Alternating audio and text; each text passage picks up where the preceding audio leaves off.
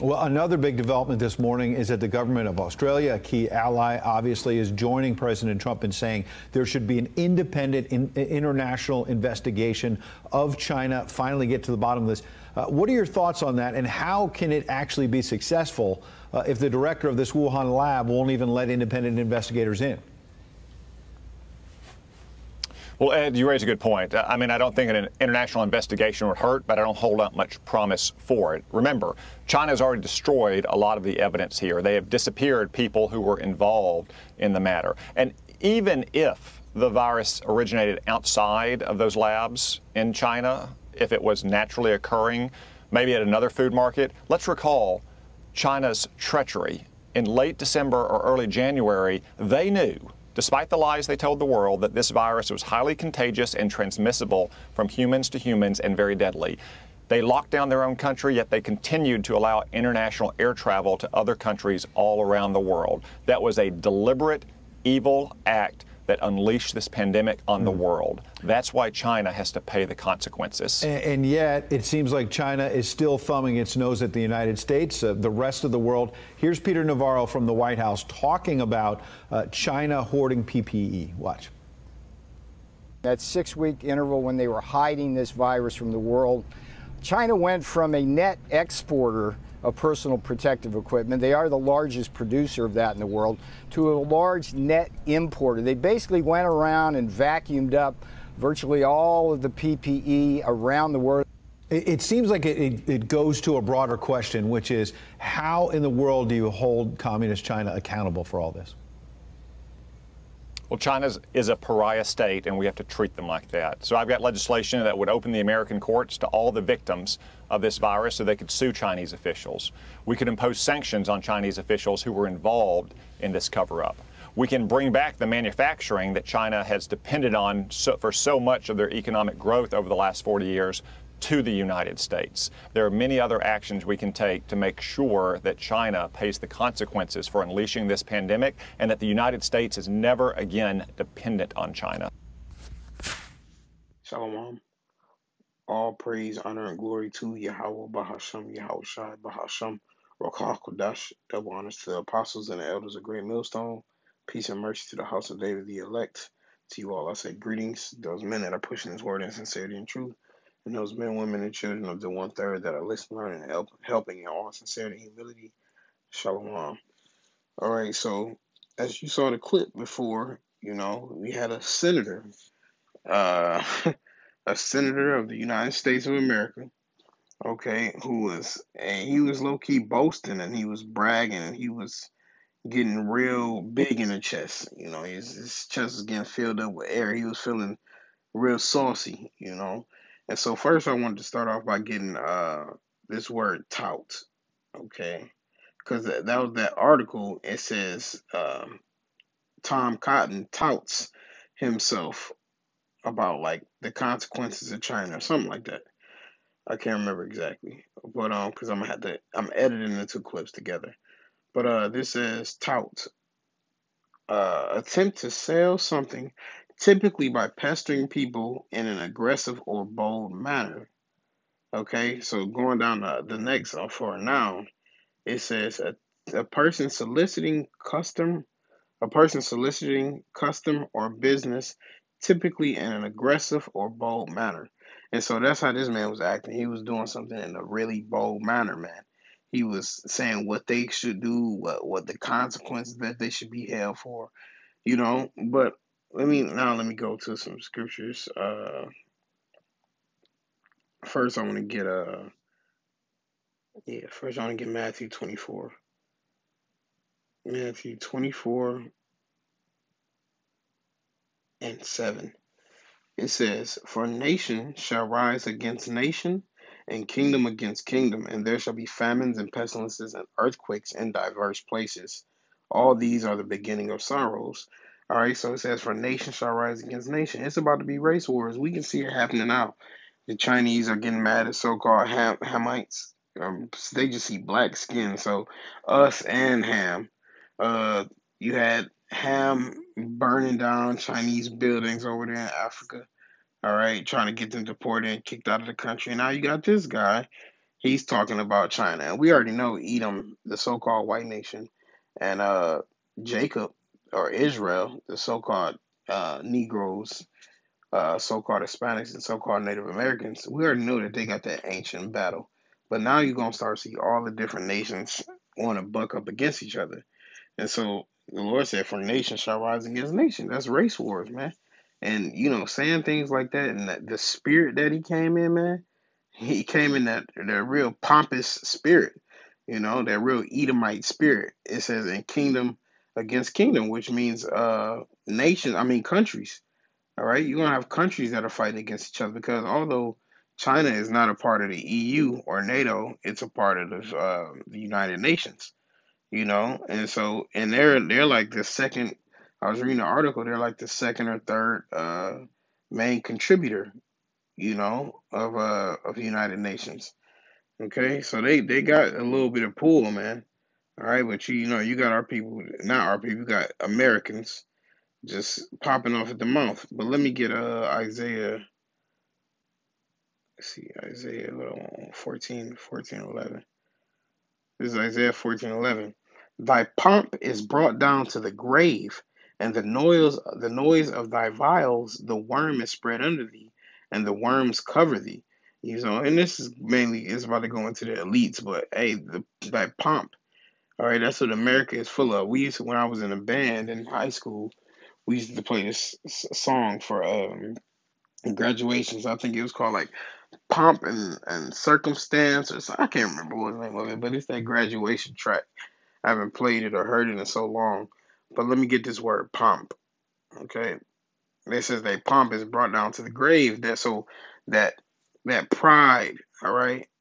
And the word is God one, God one, okay, and it says exaltation, majesty, exaltation, excellence of nations of the Most High of the Jordan, pride and arrogance in a bad sense. Down here it says swelling. Okay, it's pride, proud, swelling. So that man, he was getting swelled up in his chest, man. You could tell how he was acting, how he was sitting, how he was talking, like he knew exactly what he was supposed to be saying, things on par with what he was supposed to be saying. But that man was wicked, man. But nonetheless, that's the spirit of an Edomite. Okay, and talk about China like that, they gotta pay their consequence. And he got his little ramifications. Hey, Donald Trump gonna try to test that with a missile. Donald Trump ain't talking about these legal terms and what they can do. But he here talking about they gotta receive the consequences for that. Oh, it's another one, Isaiah 5:14, I think. Isaiah 5:14. It says, "Therefore hell hath enlarged herself, and opened her mouth without measure, and their glory, and their multitude, and their pomp, and he that rejoiceth shall descend into it." All right, so hey, that's you Edomites. All right, because y'all desire is as large as hell, man. Y'all want it all. Okay, you want everything. So now you're gonna be brought down to the ground. You're gonna be brought low. Oh, see, this one says Shah one. Okay, it says of their pomp, their roar, din, crash, uproar, noise, rushing, horrible tumult, destruction, horrible noise.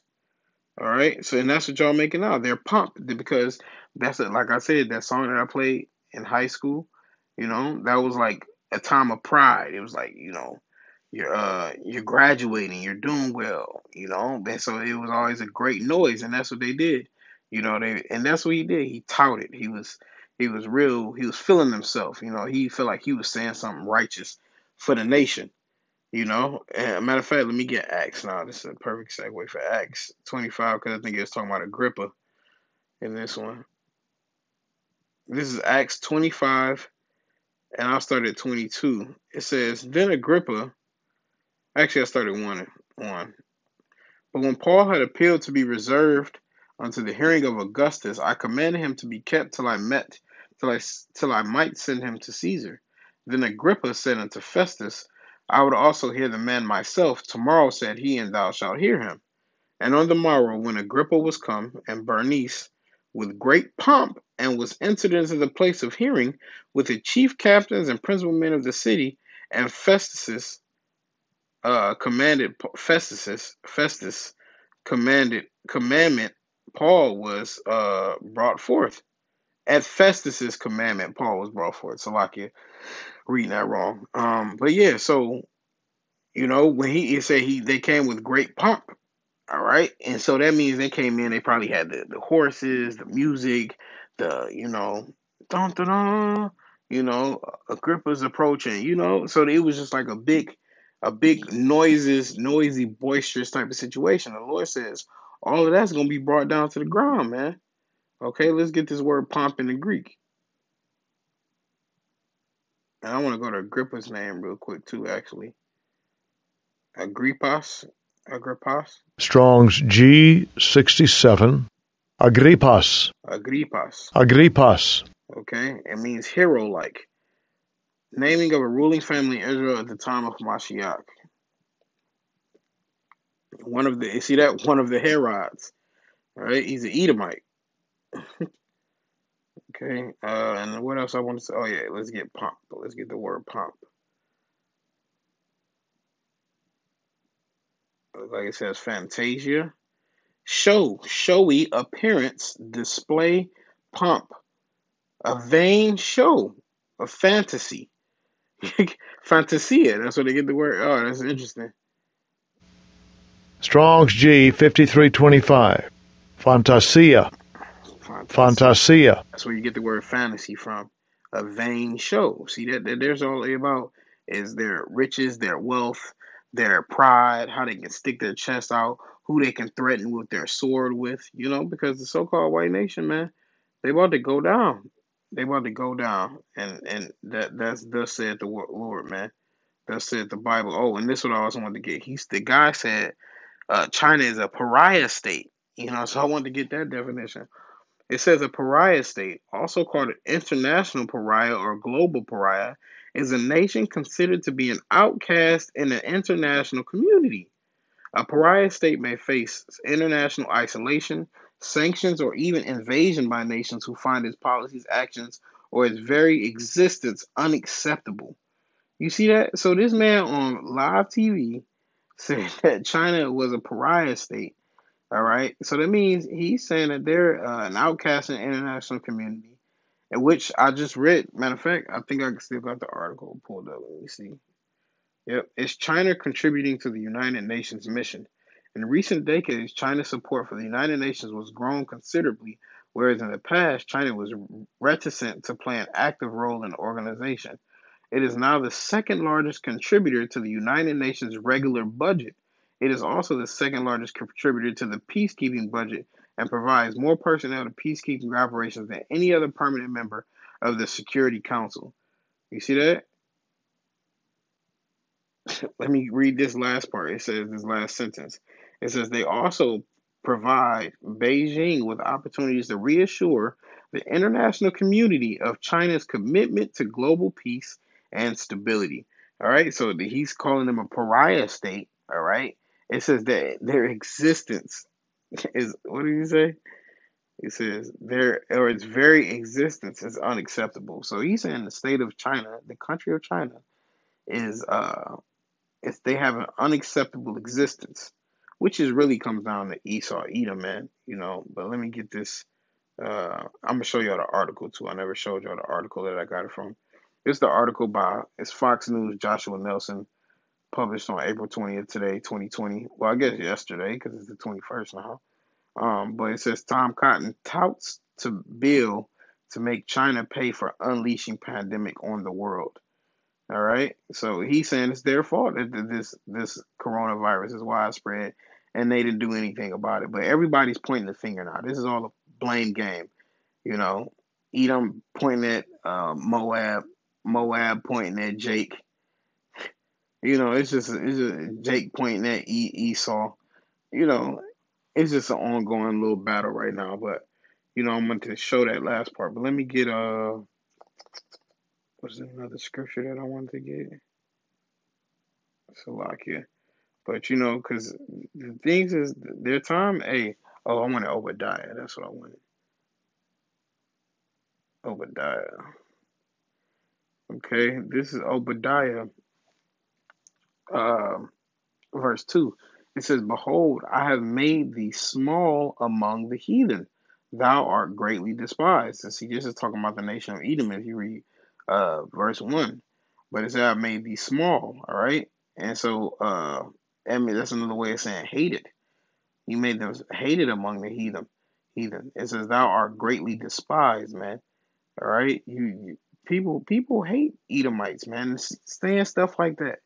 Because they get on their news network and they got all their money and they think they can just say whatever they want about whoever they want and that there are no repercussions for their actions or for their words and their wicked deeds. But the who you were, even called Jesus Christ, Yahweh Shem Shai, he's going to destroy you all, man. And that's coming to the nation of Edom. And honestly, I don't care about Moab and what this man is saying per se, because at the end of the day, we know it's going to happen all through prophecy. But nonetheless, I thought it was interesting, because Esau being in his natural state of being proud again. But it's going to be all the more beautiful when they truly become a base. And these people, all there ain't going to be no finger pointing. It's all going to be like, hey, just bow your head to the Lord, man. All right. So, hey, I didn't want to make this too long. Lord, when this lesson was edifying, I'm going to give all the praise, honor, and glory to Yahweh, Bahasham, Yahushai, Bahasham, Rakakwadash. Double honors to the apostles and the elders of Great Millstone. Peace and mercy to the house of David, the elect. Until next time, Shalom.